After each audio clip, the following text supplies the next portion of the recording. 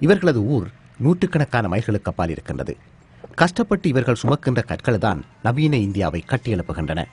நகரங்களின் வானுயர் கட்டிடங்களை அமைக்கின்ற இந்த துறைதான் இன்று பணத்தை கொட்டுகின்ற ஒரு தொழில்துறை. வேலை வேண்டும் என்பதற்காக இவர்களது முழு குடும்பமுமே ஹைதராபாத்துக்கு அருகே இந்த சூளைக்கு வந்திருக்கின்றது. சூளையிலிருந்து மண் கற்களை பலமாக்குகின்ற இந்த தீயினால் வரும் புகை சுற்றாடலில் எங்கும் கலக்கின்றது. குறைந்த கூலி மற்றும் சிறார் தொழிலாளர் ஆகியவை குறித்த சட்டங்கள் இங்கு மீறப்படுவதாக செயற்பாட்டாளர்கள் கூறுகின்றார்கள். இது இந்தியாவின் மிகவும் ஏழை சமூகம். வேலை செய்வதற்காக எனது குடும்பத்துடன் இங்கு வந்திருக்கிறேன். ஒவ்வொரு நாளும் நாங்கள் 1200 கற்களை செய்கிறோம்.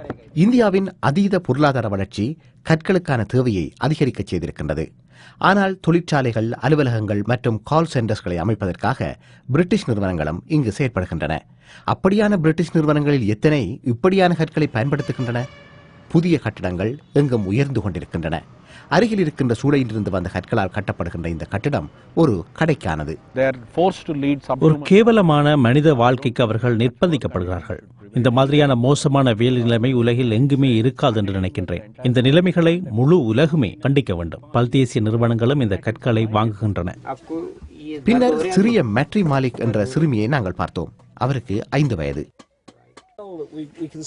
சூளையில் இருந்து வந்த புகையால் அவள் சுகையினமிட்டிருப்பதாக டாக்டர் கூறுகின்றார். சுவாச நோயால் பாதிக்கப்பட்ட இவளைப் போல பல குழந்தைகள் இங்கு இருக்கின்றார்கள்.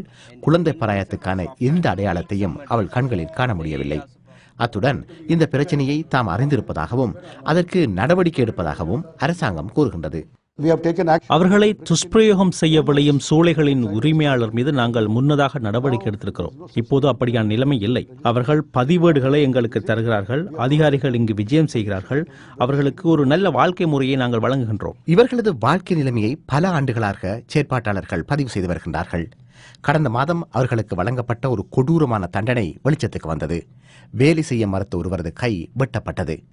பிரிட்டனை பொறுத்தவரை அது வெளிநாடுகளில் வணிகம் செய்ய புதிய ஒழுங்கு விதிகளை அறிமுகம் செய்திருக்கின்றது. இந்த மாதிரியான வேலை நிலைமைகளை இனிமேல் புறக்கணிக்க முடியாது. தமக்கான பொருட்களை விநியோகிக்கின்ற அரசாங்க மற்றும் உள்ளூர் உரிமையாளர்களின் தொழிலில் தொடர்புடைய தொழிலாளர்களின் நிலைமை குறித்து பிரிட்டிஷ் நிறுவனங்கள் சோதித்தாக வேண்டும். நீங்கள் அவர்களுக்கு அதிக கூலி கொடுக்க முடியாதா? இதுக்கு மேல் என்னால் கொடுக்க முடியாது. வியாபாரம் சரியாக இல்லை. இவ்வளவுதான் கொடுக்க முடியும்.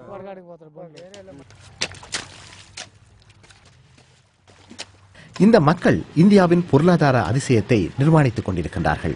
ஆனால் அவர்களது தொழிலை இரத்த கற்களில் ஒரு வணிகம் என்று செயற்பாட்டாளர்கள் வர்ணிக்கின்றார்கள்.